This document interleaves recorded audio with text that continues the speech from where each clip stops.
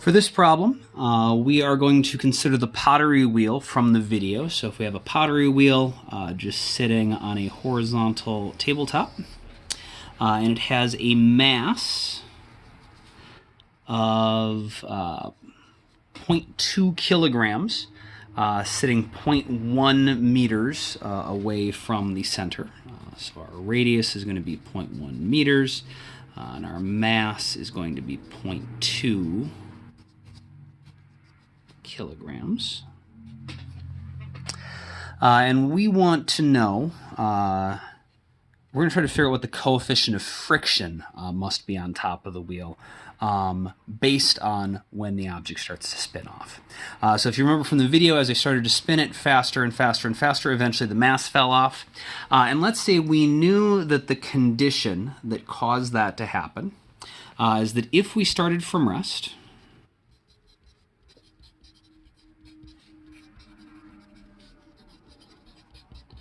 and we begin rotating it with an angular acceleration of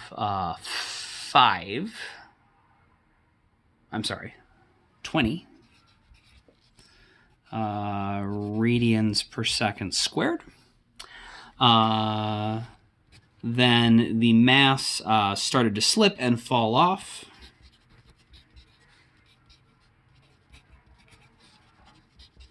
After a quarter second.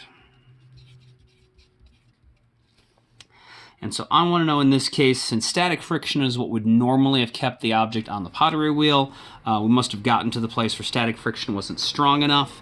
I want to know, what does the coefficient of static friction have to be?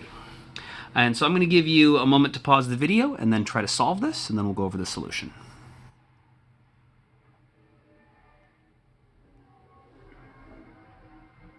Okay, so to solve this, to find the coefficient of static friction, we need to think about what's going on in terms of a free body diagram. So to draw a free body diagram for this, we're actually going to take a side view. Got our axis of rotation right there. We've got our object. We've got our force of gravity. We have our normal force. And we're going to have the force providing our centripetal force, and also the tangential component of the force is going to be static friction. And we know that the force of static friction, its maximum value, equals mu times the normal force, and we can see from our free body diagram that the normal force is going to be equal to the force of gravity. So that's going to be mu times the force of gravity, which is going to be mu mg. And since it's obviously going to slip off when it's at its maximum force of friction, we can just set our friction equal to the maximum value. Now, that said, we actually don't just have it going directly towards the center. There's going to be both a tangential component and a centripetal component to our force. So we know that as we're going around our circle here, static friction has to both provide the centripetal force and the tangential component of the force. And so the total force, which has got to be given by our static friction, is going to be based on a combination of our required centripetal and our required tangential force. And so our force of static friction has got to be, since this is tangential and this is centripetal, they'll be perpendicular to each other. We can do ft squared plus fc squared. And of course that equals mu mg. And so if we can figure out what these are, we should be able to go ahead and actually solve for mu. So I'm going to go to a new page to do that. So we figured out that mu mg is equal to the square root of ft squared plus fc squared. That means that mu is going to be mg divided by that. I'm sorry. Mu is going to be this divided by mg.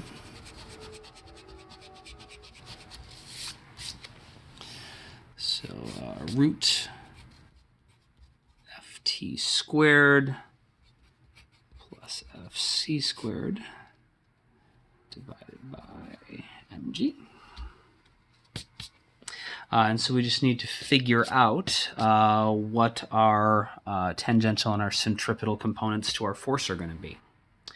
We know that the tangential component to our force is just equal to the mass times the tangential acceleration.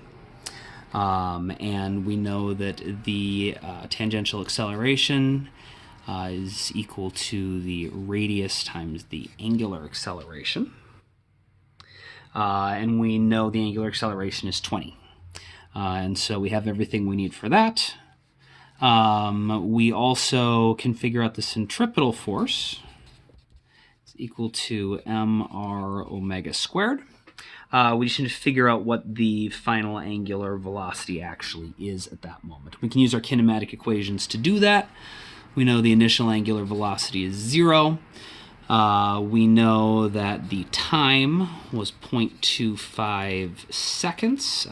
We know the acceleration was 20 radians per second squared, and so we want to figure out what the final angular velocity was. And so we can do that pretty simply by just using our kinematic equation that tells us that final speed is equal to initial speed plus acceleration times time. So that's going to be 20 times 0.25 is going to be 5 radians per second. And so we're going to have mu is equal to the square root of our tangential force, is this term, mr alpha squared, plus the centripetal force, which is mr omega squared, divided by m times g. Our m's are actually going to cancel out here. If it's not super obvious why, I guess I can maybe show that. So we have an m squared and an m squared, and so we can sort of factor that out. So you have the square root of m squared times r alpha squared plus r omega squared. Something is missing here. It should be mr omega squared. So it should be squared, squared, squared. There we go.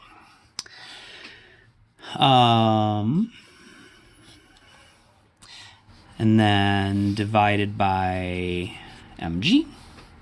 And so when we take the square root of m squared, we just get m divided by m, so that's going to cancel out.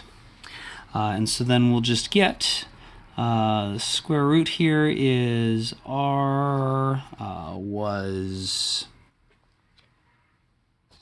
0.1, I believe we said.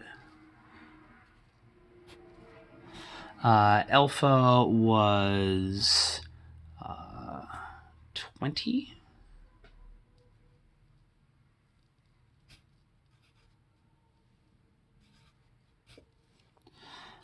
We need to square that, plus our radius of 0.1 times our final angular velocity. It was 5 squared, and that gets squared. We take the square root of the whole thing, divide it by g, which was, you know what that is, it's 9.8. And so that is going to give us I apologize, I didn't have this ready to go.